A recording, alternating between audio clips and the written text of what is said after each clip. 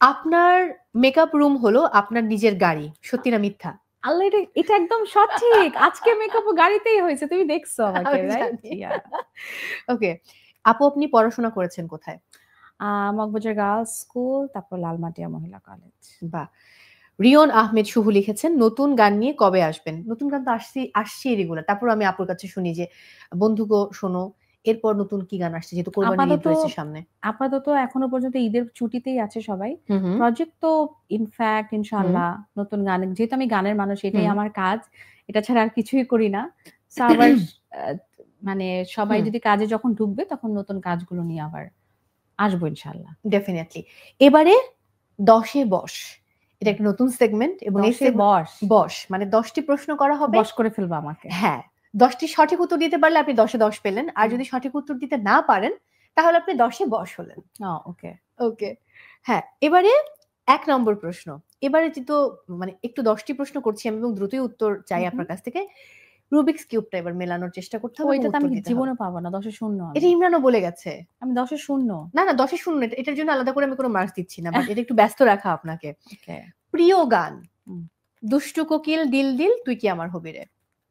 ও আল্লাহ! এটা কি? এটা হবে না, আমি ফেল। না, না, না। না, এটা আমি ফেল। কেন? ৩ টাই আমার প্রিয় বিকজ আ তুই কি আমার হবিতে আমি ন্যাশনাল অ্যাওয়ার্ড পেয়েছি। ইটস আ হ্যাঁ, ভেরি স্পেশাল দিল ওয়ান। দিলে মেরিল প্রথম আলো দিল দিল পুরস্কার। মেরিল ১ম আলো পেয়েছি এবং দিল দিল স্টিল অনেক মানে ১ম অনেক ভিউড সং। অনেক স্পেশাল একটা স্মৃতি আমাদের জন্য।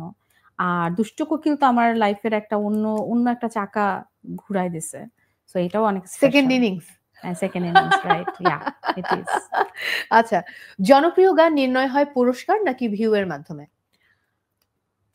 জনপ্রিয় গান আ নির্ণয় হয় আসলে জনপ্রিয়তার মাধ্যমে। ইটস নট অ্যাবাউট তোমাকে অ্যাওয়ার্ড পেতে হুম, হবে হুম, হুম, হুম। অথবা ভিউ হইতে হবে।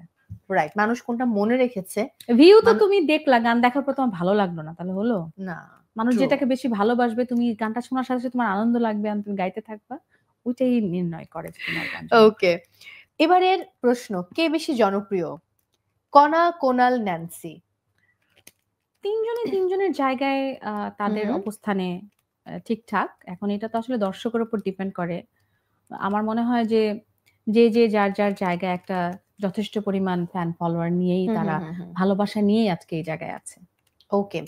প্রশ্নগুলো কিন্তু একদম প্রোভাইড করা, হুম, আমার প্রশ্ন না। ওকে। আগে থেকে আমি সরি বলে নিচ্ছি। আপনি দুষ্টু কোকিল নাকি শিয়াল রানী? আমি তো কণা। আমি তো গানের পাখি। তাহলে দুষ্টু কোকিল ধরে হ্যাঁ, নিলাম। হ্যাঁ, অফ কোর্স আমি দুষ্ট কোকিল। আচ্ছা। দুষ্ট কোকিল আমি গান গেয়েছি আমি জানি। বাকিটা আমি চিনি না। কি আচ্ছা, বলো? ওকে। কোন গান গাইতে ভালো লাগে? Romantic, sad or item song? আমি আসলে গান গাইতেই পছন্দ করি। আমি এর মধ্যে আম রোমান্টিক গাইলাম, ধরো 'বন্ধু গো শোনো।'